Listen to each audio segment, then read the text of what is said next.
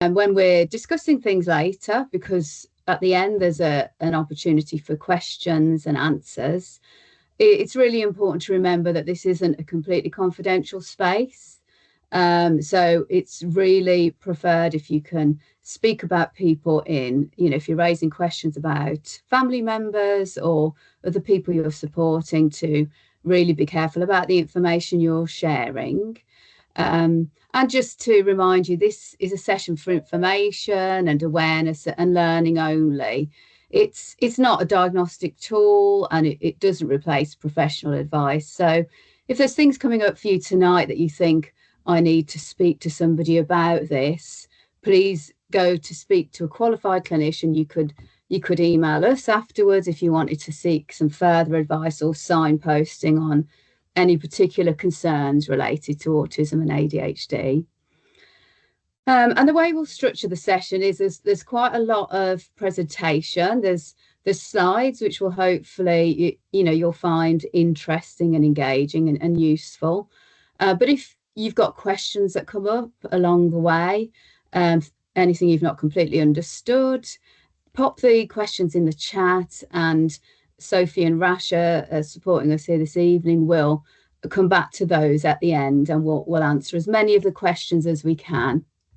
We've got until 9 o'clock this evening together, so that should give us plenty of time.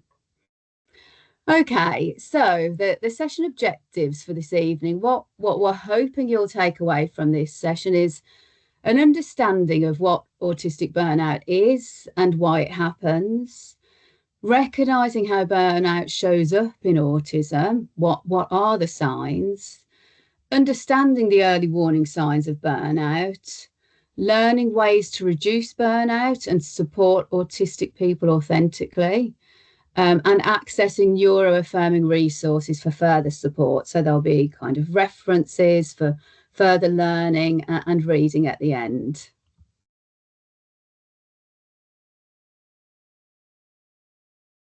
Thanks, Sophie. So what is autistic burnout? Burnout is a state of physical, cognitive, and emotional exhaustion caused by lots of different factors listed there. What's really important to understand is it's not the same as everyday stress or work-related burnout. It really is a state of deep physical, cognitive, and emotional exhaustion that occurs specifically in autistic people, and it develops over time. Why it occurs is usually when the demands placed on a person consistently outweigh the support and the adjustments available to them. One of the biggest contributors is chronic stress and sensory overload.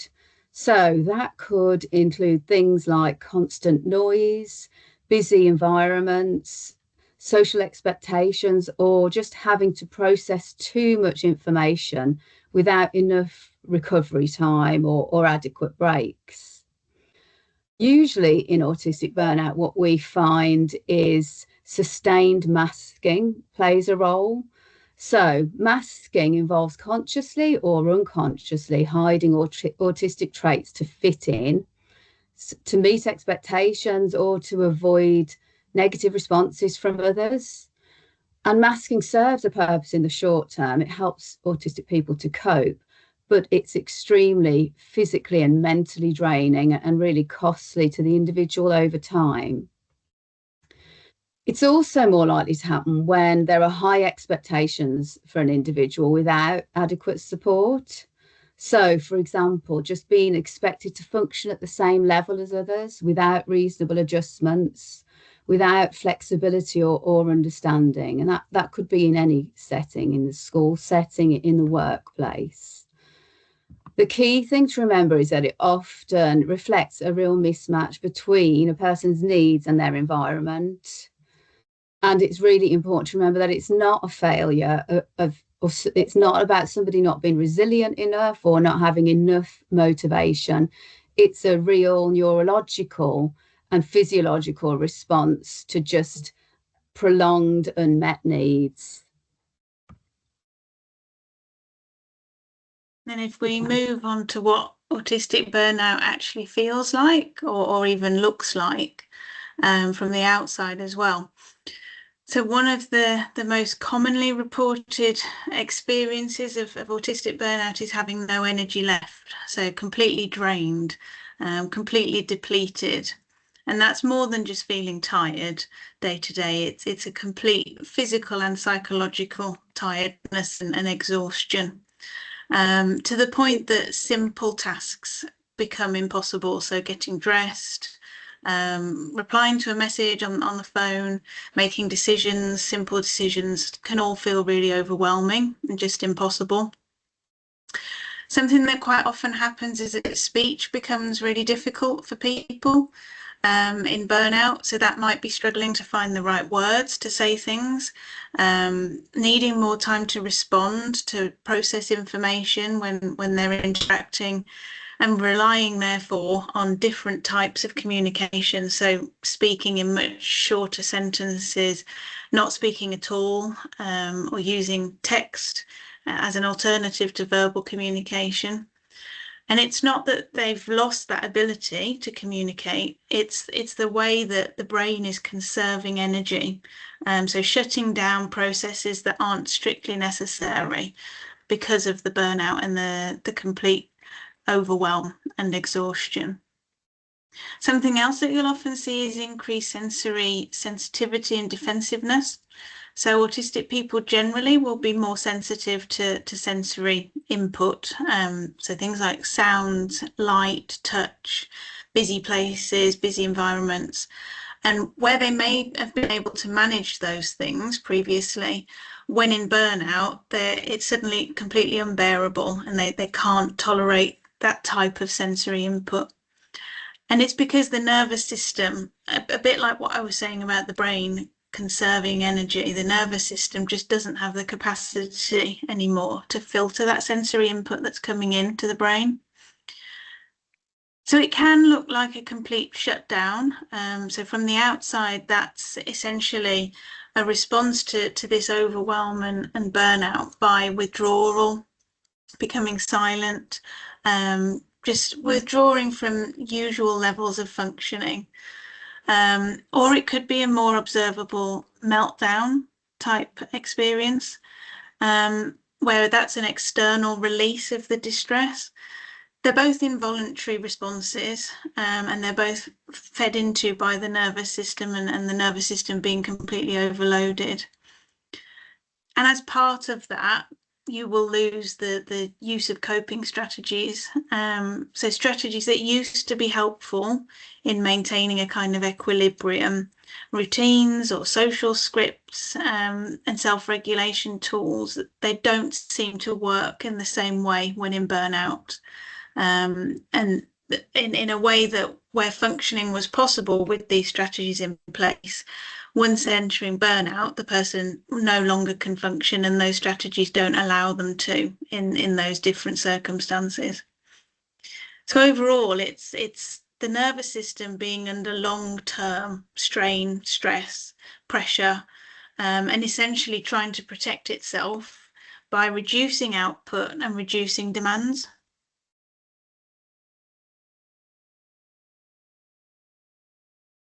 Brilliant. So the next slide, we're going to think about why autistic people are vulnerable to burnout. And I think Jess has already touched on many of these ideas. So we know that autistic people experience sensory sensitivity.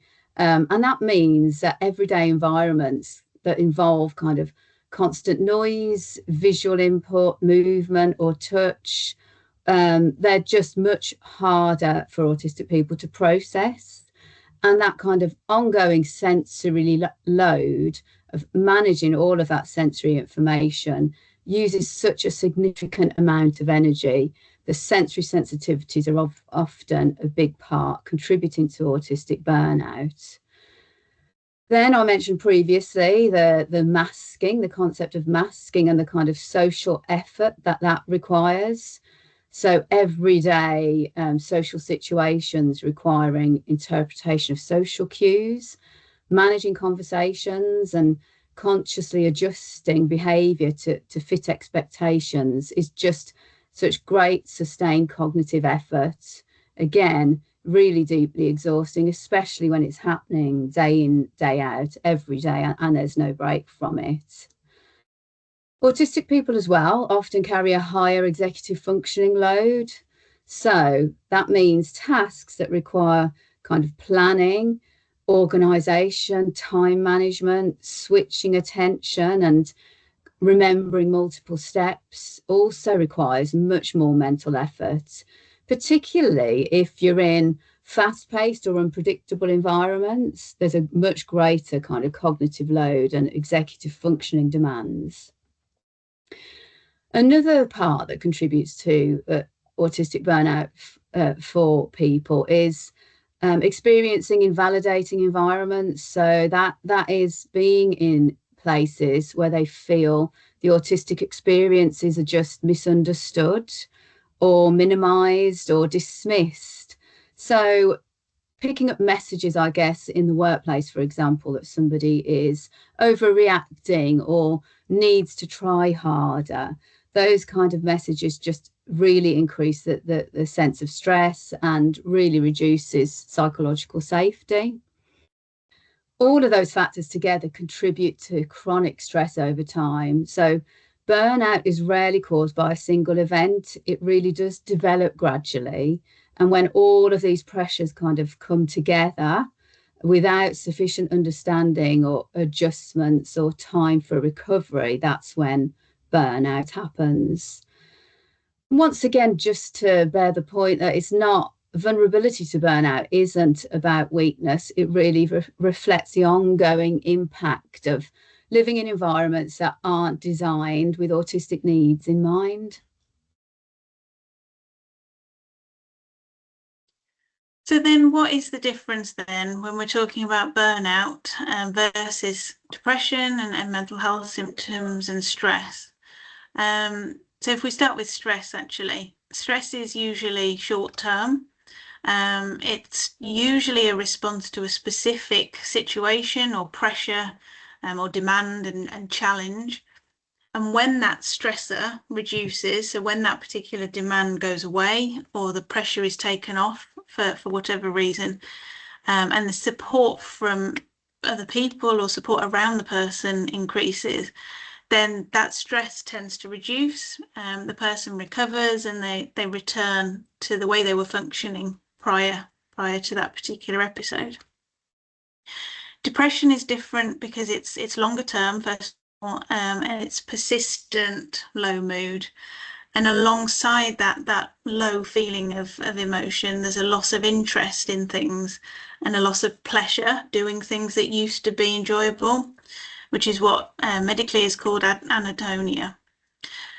And the outcome of that experience of depression, it's not just about mood, it's about how someone feels about themselves, so self-confidence, self-esteem, how they feel about the world generally, and then how they feel about the future. And those feelings and that emotion, that low mood, tends to be present across different situations and not just in response to any specific pressure or demand, like with stress. So then burnout, on the other hand, the third hand, is a different underlying mechanism.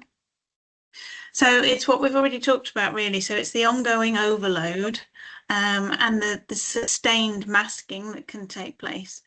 And it's that idea of prolonged strain on the nervous system, prolonged pressure. And over time, it leads to that exhaustion that we were talking about. It's kind of cognitive, physical, and psychological exhaustion. And as a result, a loss of capacity, a loss of skill, a loss of functioning. And it's those things we've already mentioned. So communication, executive functioning, sensory sensitivity. So there's a kind of broader impact in burnout. It's really important to remember it's not something that comes through from a lack of motivation or a lack of effort. It's not something that someone can push through. Burnout reflects how a system's been pushed beyond its limits for too long. So that prolonged and sustained pressure and burden, really. And it's also important when we're talking about the differences between stress, burnout, and depression, it's important to remember that actually you can experience two or all three of these at the same time. So an autistic person can be stressed, feeling depressed, and in an episode of burnout all at the same time, which is why it's really helpful to have a careful understanding and formulation of what's contributed to that person's experience.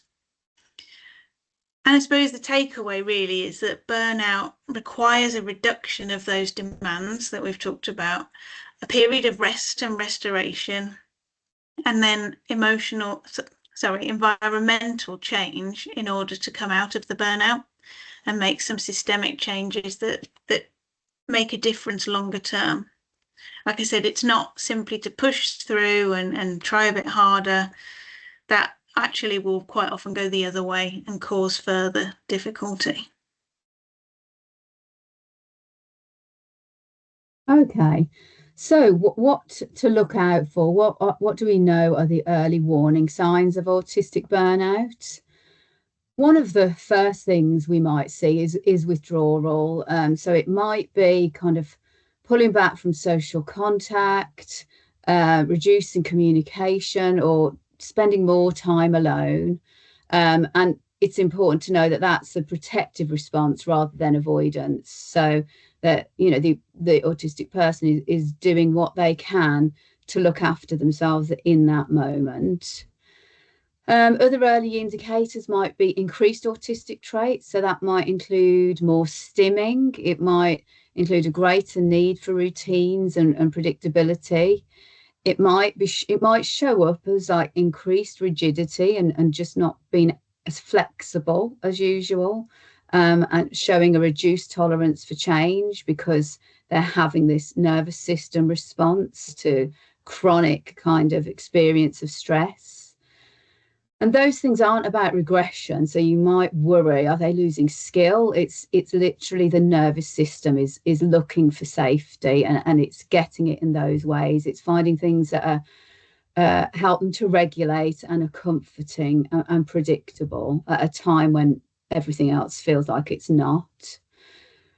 Other ways it might show up is in like tasks that were previously manageable, somebody who's been quite on top of things in terms of organizing themselves, starting tasks, planning, switching attention.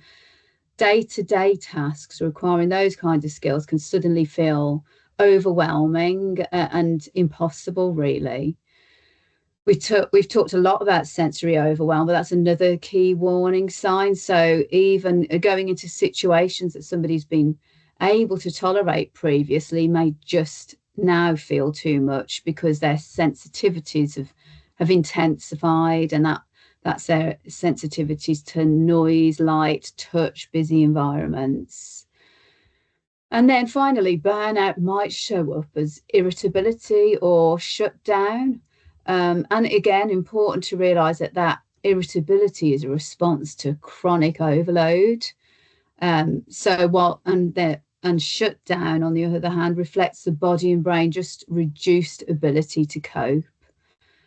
It's really helpful to just have that awareness of the early signs, because that allows us to respond by reducing demands and increasing support, or adjusting the environment, really, rather than waiting until somebody becomes completely depleted.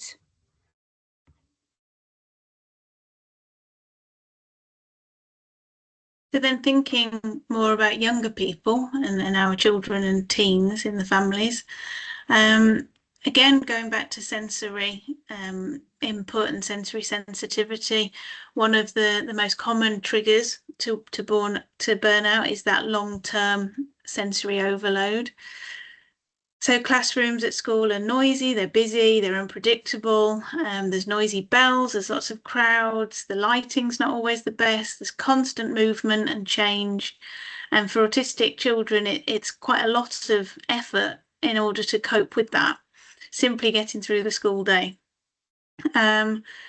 Another major thing is masking, that again we've already touched on, but particularly with young people, they can work very hard to hide any differences in order to fit in order to not stand out and not have the differences drawn to, and to prevent that kind of negative attention.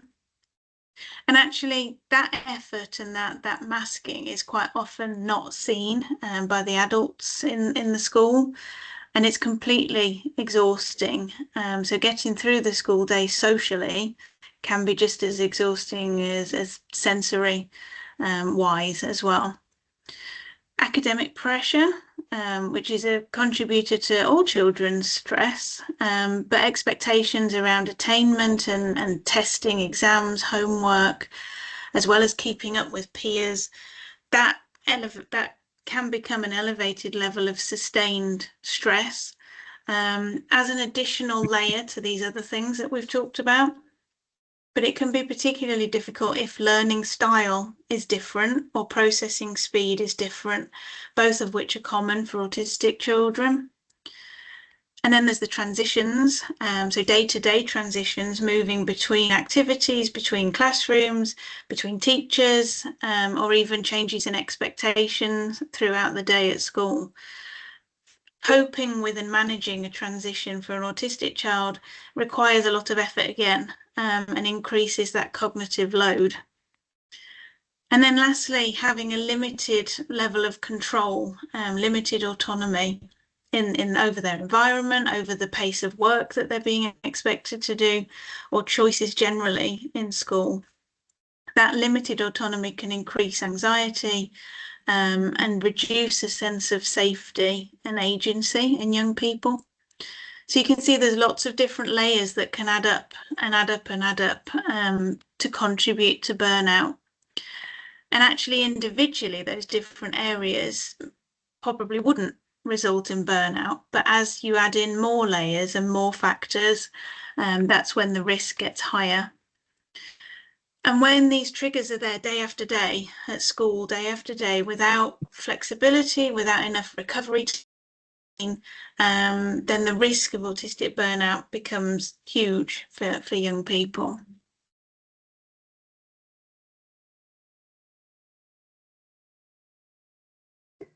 So, just to think for a moment about the common triggers for adults, there are many kind of overlaps with children, but there are some specific to adult life as well. One of those, like a significant factor, is often workplace pressure. And that's because in the workplace there's often high sensory demand. If you think about the workspaces, we're all exposed to open plan offices, lots of kind of chatter, difficult, tricky lighting sometimes, constant communication. In workplaces where maybe the expectations aren't very clear or where there's limited flexibility, that can make for a really difficult workplace and sense of pressure. It requires ongoing masking often in those kind of environments. And again, we've referred to it previously, but high cognitive effort.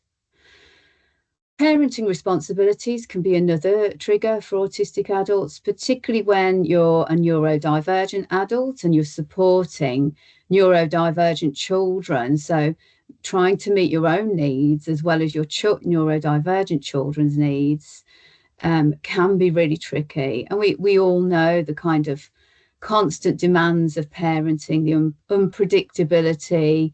There's often limited opportunities for rest or recovery or time alone to engage in maybe regulating activities, things that would help stave off the possible burnout. So parental responsibilities come into the mix often as well.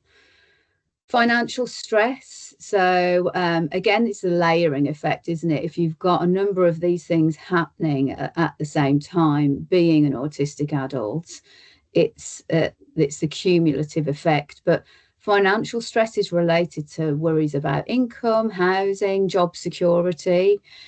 It just creates that kind of ongoing sense of pressure that reduces the nervous system's capacity to recover, especially when you've got those other stresses going on as well.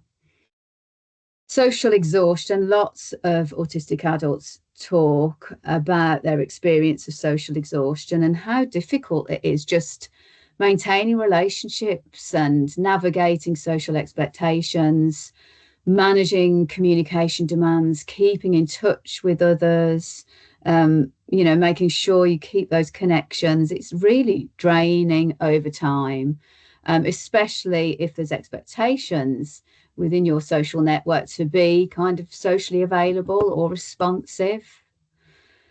And then finally, lack of adjustments does play a critical role. So if you're in a workplace or a system that just doesn't provide reasonable adjustments, doesn't allow for flexibility, doesn't consider the importance of clear communication or the impact of sensory experiences in the service or the system, that really requires the extra ongoing effort, so that it all increases significantly the potential experience of burnout. And again, as with children and young people, burnout in adults develops gradually. And it's when all of these things kind of come together without the adequate understanding and support and adjustments that adults hit burnout.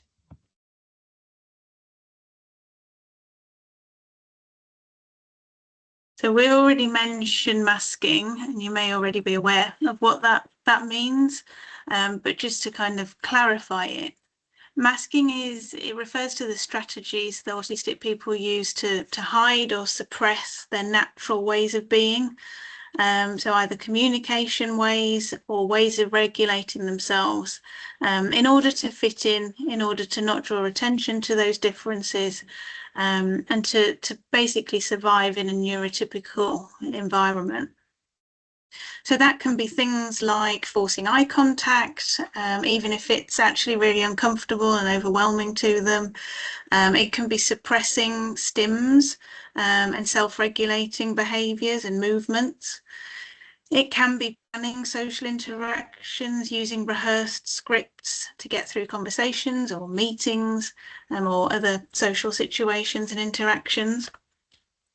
And actually, while the strategies are very effective and help someone to avoid that negative attention and cope with a neurotypical environment in the short term, they come at a long-term significant cost.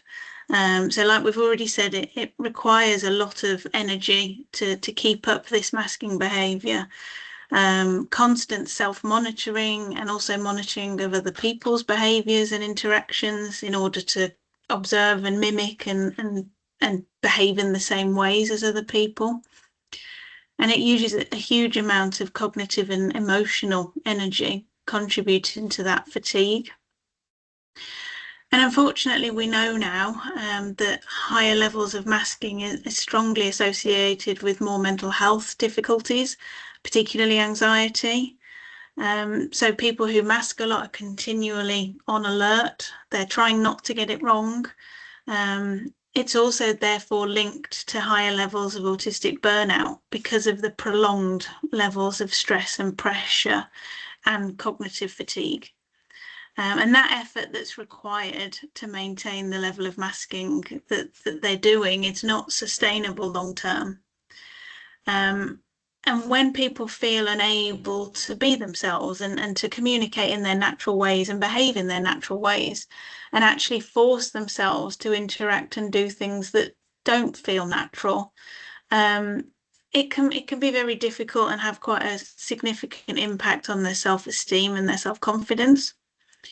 And it can feel quite psychologically unsafe, actually, without the support in place for them being their authentic selves. But it's really important to remember then, when we're talking about it, that burnout is not actually caused by being autistic. What's one of the main contributing causes is the pressure to function in those environments that actually don't really support or accommodate to their autistic needs and differences. And so, like I said before, using effort to essentially survive in a neurotypical environment rather than being able to be their authentic selves. Thanks, Jess. Just to think a bit now about how the sensory and cognitive load interact to increase the risk of autistic burnout. So when you've got environments where there's sensory demands, high levels of sensory input every day, combined with unpredictable environments, the nervous system is basically having to work much, much harder just to stay regulated. And that quickly leads to a feeling of overwhelm. Then at the same time, unpredictable routines, increasing cognitive load, so not knowing what's coming next, needing to adapt quickly, or having to constantly problem solve, also using up a great deal of mental energy. So when you've got that high sensory input and unpredictability occurring together, overload becomes much more likely, particularly over a longer period of time. In terms of the supports, the most effective supports really in these situations are relatively simple. So predictable routines, just reducing cognitive effort because it lowers that sense of uncertainty. And then sensory accommodations, so that could be quiet spaces, access to quiet spaces, flexible seating, noise reduction, or lighting adjustments just to reduce the sensory strain. And by thinking about, the environment you're in or a young person is in or whoever you support, and looking at ways of reducing both the sensory and cognitive load, we can significantly lower burnout risk and really help to support autistic people with regulation and general well-being and good functioning. So in school and in workplaces, what you might see or in a child or adult who's going through burnout, it might seem like avoidance. So in school avoidance, not attending, being very, very anxious about going to school. So lots of difficulties maybe in the mornings, getting them out, getting them in the car, getting them ready. But then appearing to be fine at school, that's quite common. So they're keeping a lid on it, keeping it under the radar when they're at school, which again takes a lot of energy, a lot of effort. And then possibly coming home and having meltdowns and really expressing all of that pent up distress and energy in their home safe environment. And it is literally that they're using all of their energy and effort to cope during the school day. And then there's nothing left. There's nothing left afterwards. So you might have a meltdown, or you might then see increased need for sleep. Children coming home from school and sleeping for the rest of the day. You might see that level of fatigue cognitively in terms of their learning and academic process. So you might see difficulty with concentration being more apparent, reduced kind of need and want for learning, reduced motivation, or actually a drop in skills where they were doing very well before. So specific subjects, for example, or just general level of attainment and engagement may reduce. Adults, similar. It's a very similar picture. So not attending work, being off sick more and more, a gradual reduction and deterioration in how they're doing their job and functioning generally. But not just within the work functioning, but actually kind of social functioning with colleagues, with managers, general interaction in the workplace. And similar to the school situation, tasks that were once fine and manageable and the adult was doing quite well at and managing okay, they just become completely overwhelming and impossible. And you may see more of that difficulty with executive functioning that we've already spoken about. So planning and decision making, or again, communication and sensory tolerance in the workplace. So it goes back to really understanding where this is coming from, and how to support people in burnout. So these things that you might see either at school or in the workplace, they're not signs of laziness, they're not poor motivation or a disengagement. they're indicators that the demands on that person have exceeded the capacity that they have for too long in a sustained way. And if we can respond to that in a flexible way and show support and understanding and make adjustments and accommodations for that person, either in school or the workplace and at home, actually, then burnout can be reduced, the risk can be reduced, and they can recover with that support. If we're not able to do that, and if the demands continue in the same way that they have done, then burnout's likely to get worse and become even longer term.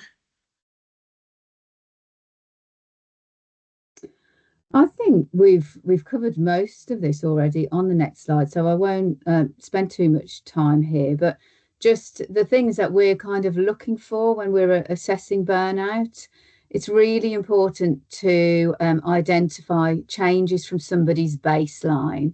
So baseline, it isn't about burnout, isn't about how that person has always been. It's noticing significant change in their functioning compared to their usual level over time. So I guess if you were looking to seek some support for somebody you thought might be experiencing burnout and you wanted to speak to your GP or another professional about it, that would be the really important thing to capture, I think, is just what are those changes from that person's baseline? What changes in functioning have I noticed compared to their usual level over time, and kind of document those really carefully. Um, skill things related to that will be looking for skill regression or loss of capacity, and that might be changes in somebody's communication. I think Jess mentioned it earlier, not being able to speak, inability to look after themselves, do their usual personal care routines, make food for themselves. Differences in their emotional regulation could be severe kind of switches in mood and significant shifts and mood swings. It could be complete numbness and shut down completely. Tolerance of their sensory input, we've mentioned a lot, but these changes are often temporary, but they can be very distressing because the person you see seems so different to their usual self. We've talked about looking closely at sensory and auditory overload. So just those signals that that person's nervous system is under much more strain and that they're having reduced capacity to filter all of the sensory input. Emotional strain's another core feature. So you might be seeing more signs of anxiety, huge anxiety. You might see a lot of tearfulness, irritability, or shutdown that I've just described. They might describe a sense of being completely overwhelmed and emotionally wrung out and exhausted. And when you're thinking about assessing for burnout, it's really important to take a holistic view. So consider the environmental demands. So what's gone on for this person recently? Have there been any recent changes? And what support is available? So the kind of context and the bigger picture is just as important as recognizing these signs of change in behavior.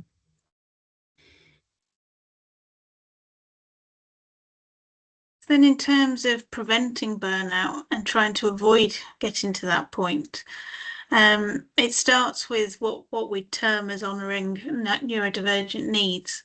So really recognising the individual differences that autistic people have regarding their nervous systems, regarding sensory processing, social interaction style, all of those differences that we know are there for autistic people. And honouring that actually they will need different levels of support, flexible ways of being supported, and understanding more than anything. So sensory wise, it's termed sensory safety. So trying to reduce sensory stress where possible. We know that autistic people are more hypersensitive to sensory experience.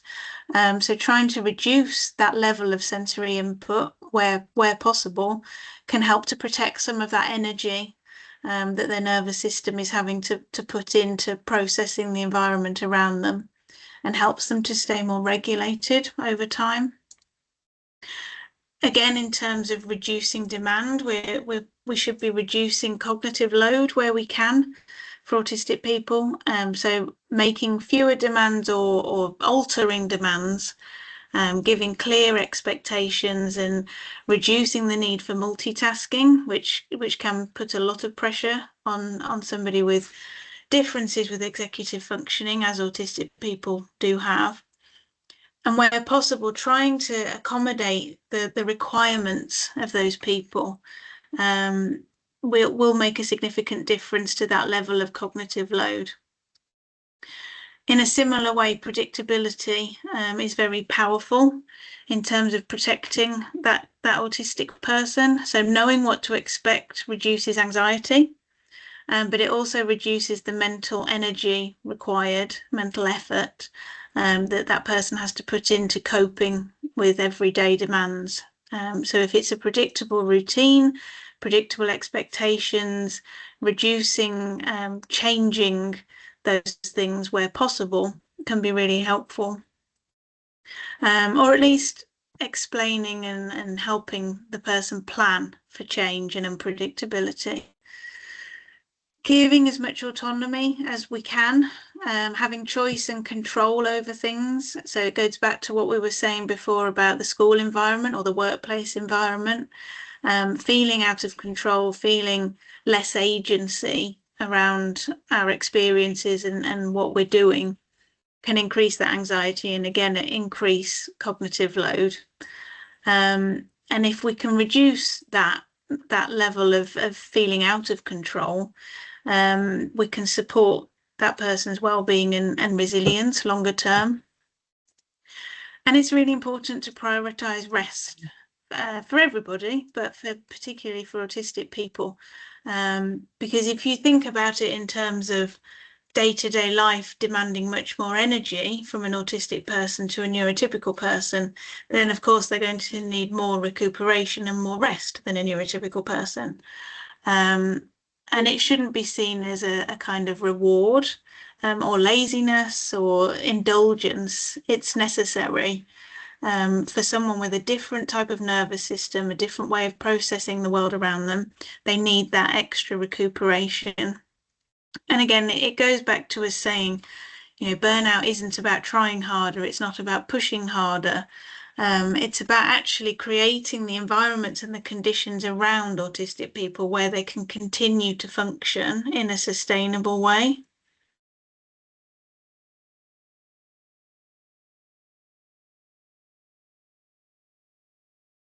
Okay, so thinking about, well, what can we do to support, in this case, on this slide, young people, if we recognise burnout? We've put flexible timetables there. I guess what's really important is if you've got a young person that you believe is experiencing autistic burnout, having a conversation with learning support, pastoral care at school, so they have a shared understanding with you about what that young person needs to be able to build up their capacities again is going to be really important. And the kind of approaches that school can take are about flexibility with timetables. And that might be reducing the length of the school day, building in breaks, where they're not in the main classroom for all of their lessons, having a soft start or end to the day, arriving after the big crowds, after form time, and maybe going to a quieter space to help manage that transition, and the same at the end of day. And just talking with the young person really around what they think would help them manage in the school setting when they're feeling this sense of huge chronic stress. Flexibility around lessons. These things can significantly lower pressure and help to preserve a young person's energy. Other things like sensory tools, they're an important source of support. So Ways of reducing the sensory load. That could be things like noise cancelling headphones in the classroom, for example, access to fidget tools, access to a quiet space, all to help our young people regulate their sensory input and just to feel safer in those kind of busier environments. Reducing demands at time of particularly early signs of autistic burnout, reducing demands, particularly non-essential ones. You know, it might be that the young person can't manage all of their kind of planned out of school activities or hobbies. Some of those things might be okay actually because they might be helping them to regulate, but having a conversation with a young person when they're under strain about what they think they can manage. That might include things like lowering expectations around homework or social participation, or reducing the number of transitions that they have to manage in a day can help prevent further overload. Downtime after school really is crucial. I think most people who have experience of autistic children will know that they work so hard to hold it together during the school day and really, really need that unstructured, demand-free time at home to recover as soon as they come back in.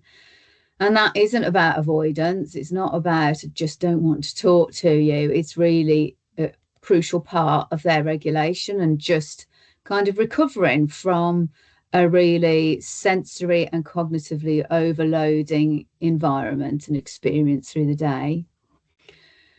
Then finally, validation of a child's internal experiences really does make a significant difference. And that just looks like acknowledging that something feels hard.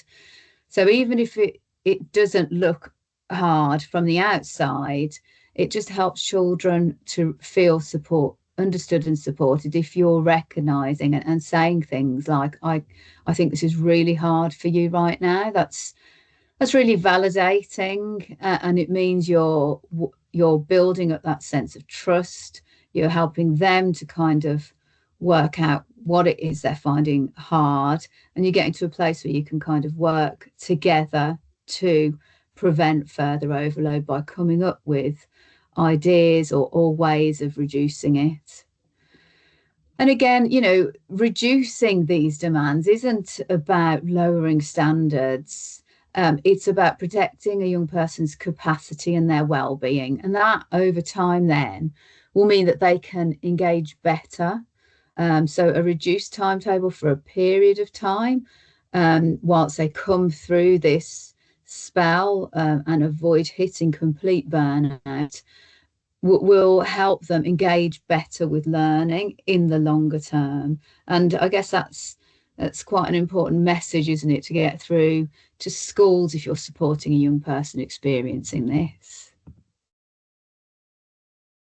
I think a lot of the strategies that you've just talked about, Zoe, for children would also apply to adults. But then there are some additional ones for adults in the workplace, for example. But actually, before I go on to that, people around the autistic adult who is in burnout can really help and really support by helping them to reduce masking. So encouraging them to be their authentic selves, to allow their natural communication styles to come through. So not requiring eye contact, not putting those demands socially on them, and helping to create an environment actually where they don't have to constantly suppress the way that they actually naturally behave in order to be accepted. And that can start with friendships, it can start with colleagues, family members, and simply allowing that trust to build as well by being able to be their natural selves. So then on to the workplace, flexible working will make a big difference. So flexible hours or remote working, hybrid working, having a quieter workspace or somewhere that maybe they can retreat to for some quiet time. thinking about workload and capacity, and maybe similar to the school situation, a kind of temporary reduced workload to help them manage their energy, reduce that overload and recuperate. Possibly allowing them alternative forms of communication. So rather than relying on meetings, face-to-face discussions or phone calls, for example, encouraging them to use more written communications. And then with the autistic person themselves to send them written communication, to provide clear written instructions, for example, or written agendas, written expectations, and maybe following things up via email as well. So if you have had a conversation, to then follow that up in writing to make things clearer, to reduce misunderstanding as well, and overall reduce the demands on that person.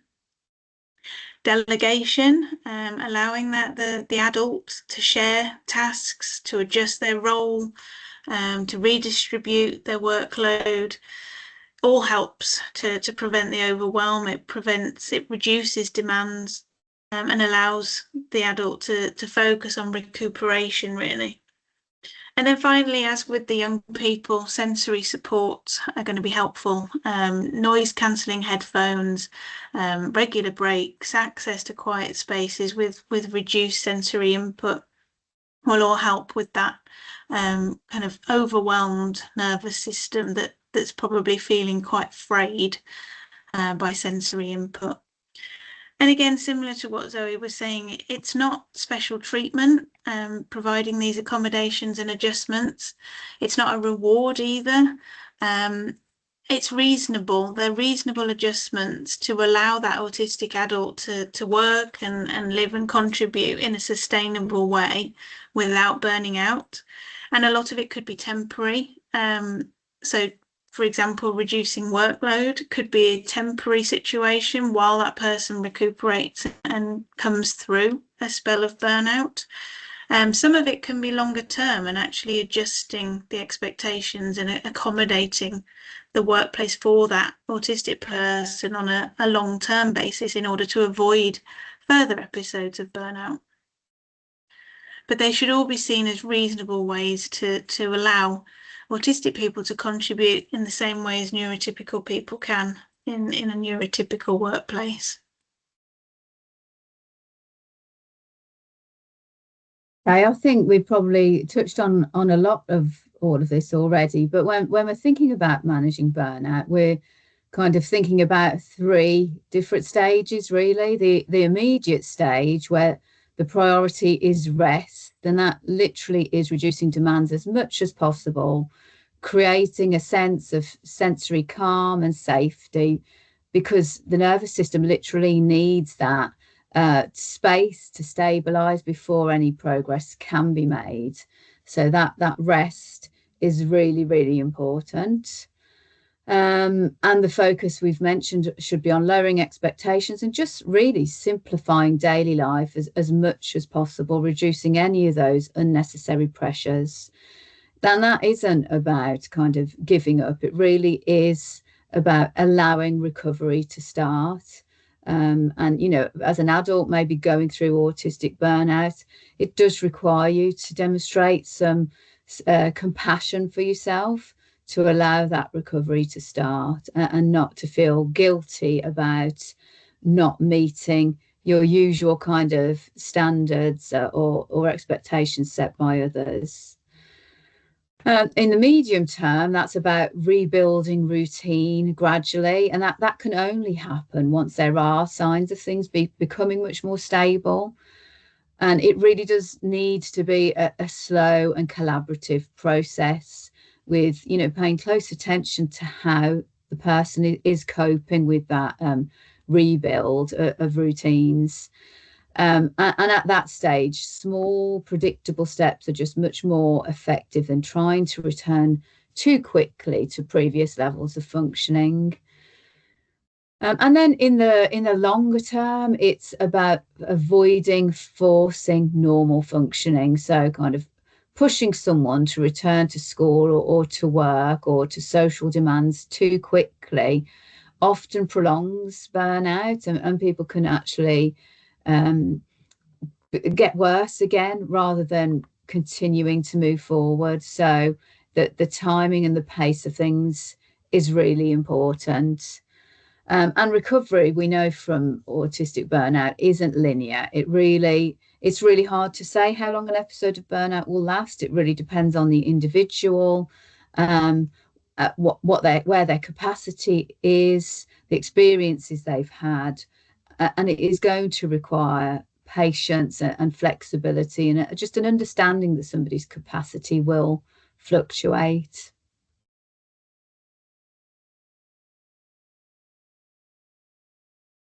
I think we've probably touched on all of these in terms of strategies that parents can provide to support children in order to avoid burnout or to come through burnout.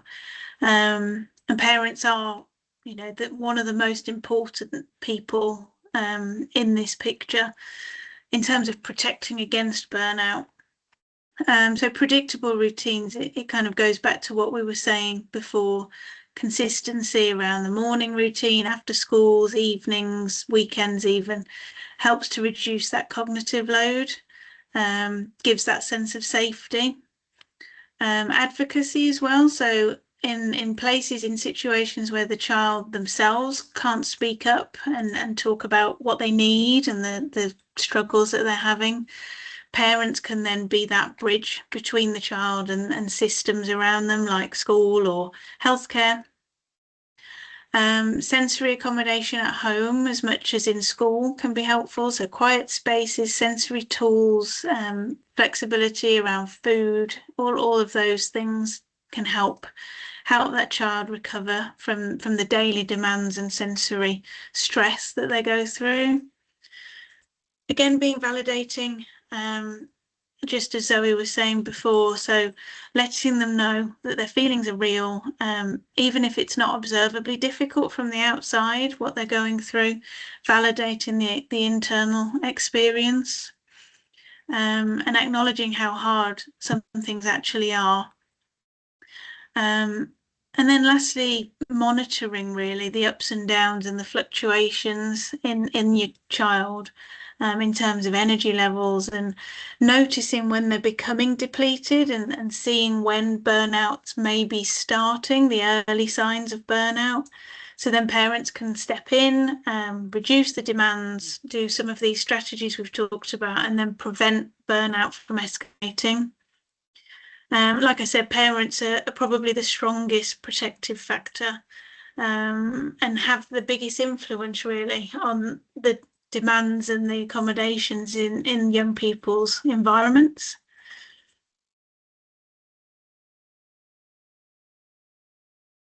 I think, Sophie, we might skip over this slide and then recovery and go to slide that says key takeaways, just so that we've got enough time really for some questions at the end before we finish. I think we'd covered everything that was in those extra slides. So just to draw together a few key messages really from today. Burnout is neurological, not behavioral. So what we see on the outside, that's the kind of withdrawal, the distress, the shutdown, the loss of skills, reflects what's happening in the nervous system, that it's not lack of motivation or effort or willingness. Is actually quite the opposite, that this person has been trying for far too long. Secondly, prevention is always easier than recovery, because once someone is in burnout, recovery does take time, patience, and quite significant adjustments. So, noticing the early warning signs that we referred to earlier on in the presentation, and then responding early, can prevent months or even years of difficulty. Thirdly, the environment must fit the person, not the other way around. So when the environmental demands, things like constant masking, overload, or performance beyond someone's capacity, burnout becomes much more likely. So adjusting the environment is often the most effective form of support. And then just on the right there, we've put a little reflection that we'd like you to just think about before we finish this evening. And that is, what's one small thing you could do today to reduce the risk of burnout, either for yourself or for somebody that you support? And that could be things like just reducing a demand or allowing more rest, creating more flexibility, could be validating someone's experience or adjusting your expectations. Because those small changes made early can really have a significant protective factor and impact for a young person. I think on the final slide, we've just got some references. If you wanted to learn more about autistic burnout, you could take a look at these different authors, what they've written about it. And there's quite a lot of good stuff on certain websites like the National Autistic Society website. There's other authors. Sorry, carry on. Yeah, go. No, there's a particular workbook. I think I saw someone ask for a book recommendation. I'm just trying to find the link and I'll put it in the chat. By Dr. Neff, who is an American psychologist, neurodivergent herself, and does a lot of support around burnout. So I will put that link in there. It's a workbook for adults. There's also a good clinical psychologist who runs a lot of different types of support online for adults experiencing burnout, particularly thinking about the impact of being a neurodivergent parent of neurodivergent children and how, that can really impact and create often a sense of burnout too. And that's Dr. Alice Nichols. So that's another good reference.